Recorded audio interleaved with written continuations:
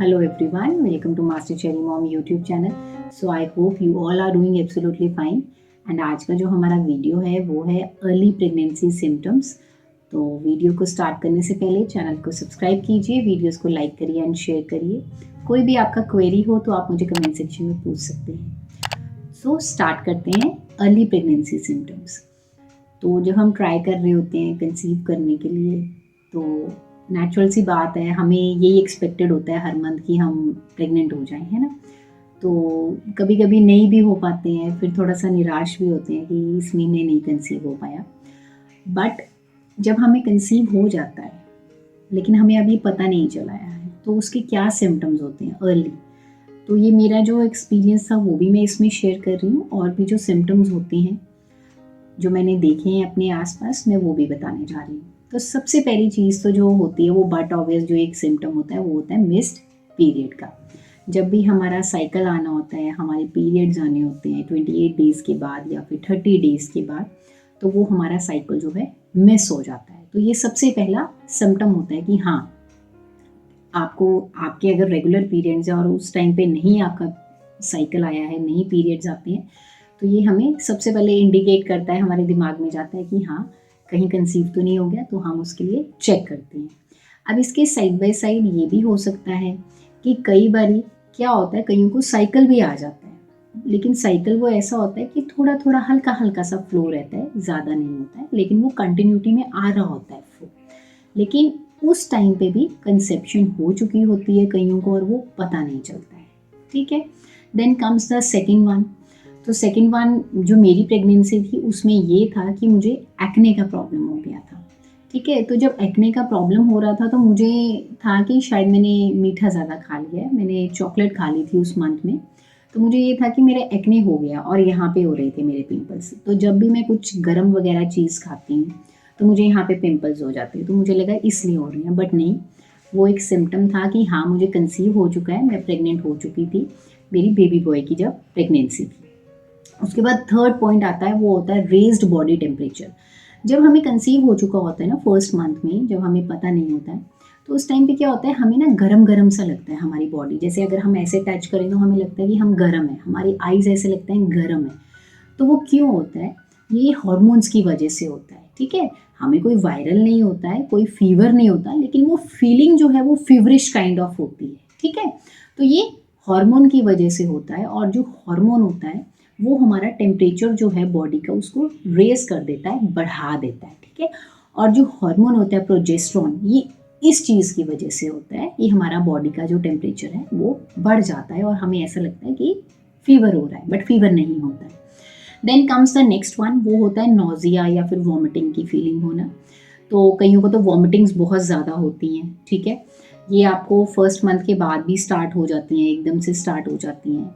कईयों को third month में भी होती हैं. ठीक है. लेकिन 3 मंथ्स के बाद आपको वॉमिट का नहीं होता है. ठीक है. तो स्टार्टिंग में कईयों को ऐसा लगता है कि ये जी सा में चल रहा है, कुछ ये खाने का दिल कर रहा है या फिर नहीं कर रहा है, और कुछ ठीक सा नहीं लग रहा है ना, या फिर आपको वॉमिटिंग हो रही होती है. तो ये भी एक सिम्टम होता है अर्ली प्रेगनेंसी का. ठीक है. तो इसमें क्या होता है, जो एक बीटा एचसीजी हार्मोन होता है वो इंक्रीज हो जाता है, जिसकी वजह से हमें नोजिया और वॉमिटिंग की फीलिंग आती है. तो तब भी ये हमें इंडिकेट करता है कि आपको शायद कंसीव हो चुका है उस टाइम पे भी. Then comes the next one, वो होता है बहुत इंपॉर्टेंट है, फ्रीक्वेंट यूरिनेशन. क्या होता है कि जब हमें कंसीव हो जाता है ना तो हमें यूरिन बार बार जाने का एक अर्ग आता है. तो जब मेरा कंसेप्शन हुआ था तो उस टाइम पे क्या हो रहा था, फर्स्ट मंथ में एक तो एक्ने का प्रॉब्लम हो रहा था, जिसको मैंने दूसरी ढंग से ले लिया कि कुछ गर्म जैसे मैंने खा लिया चॉकलेट वगैरह इसलिए. लेकिन साइड बाय साइड मुझे ये भी हो रहा था कि मैं यूरिन के लिए जा रही थी बार बार. तो तब भी मैंने ये सोचा कि मेरा पानी का इंटेक बहुत ज़्यादा है, तो इसलिए, क्योंकि मेरा पानी का इंटेक रफली अराउंड 3 लीटर्स हो जाता है दिन का. तो तब भी मुझे ये लगा कि इसलिए मुझे जाना पड़ रहा है यूरिन के लिए बार बार.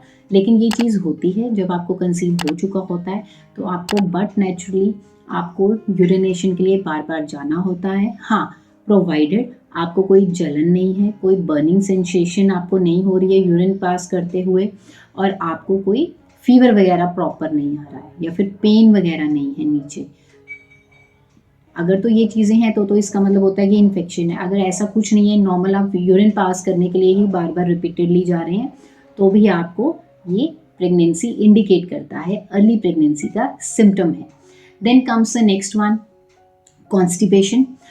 इस टाइम पे क्या होता है, जब प्रेगनेंसी कंसीव होती है तो हमारा जो डाइजेशन है वो स्लो हो जाता है। स्लो इसलिए होता है क्योंकि जो प्रोजेस्टेरोन हार्मोन है ना, वो हमारे डाइजेशन को स्लो कर देता है। ठीक है, जब वो स्लो कर देता है तो हमें कॉन्स्टिपेशन का इशू आ जाता है स्टार्टिंग में।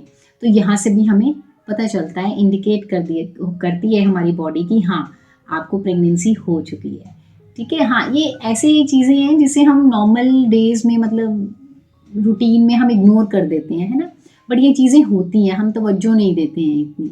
Then comes the next one, food cravings.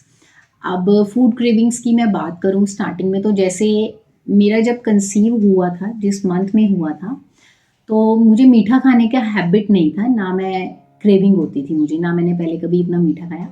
लेकिन जब मुझे कंसीव हो गया उस मंथ में, तब मुझे मीठा खाने का अर्ग होता था, तो मैंने चॉकलेट तब बहुत खाई थी, क्योंकि एज में चॉकलेट नहीं खाती थी। तो क्रेविंग्स भी आपको होती हैं, और ये क्रेविंग्स आपको चाहे तो कह लीजिए, जैसे मुझे मीठे की थी, मुझे स्टार्टिंग से लेके एंड तक रही, आपको किसी और टाइप का, कुछ और चीज़ का खाने का दिल कर सकता होगा। तो आपको फूड क्रेविंग्स भी उस टाइम पे हो सकती हैं। जैसे कईयों को अगर वॉमिट हो गया है तो उनका दिल करेगा कुछ खट्टा खा लें, या फिर किसी का दिल करता है कुछ मिर्चों वाला खा लें।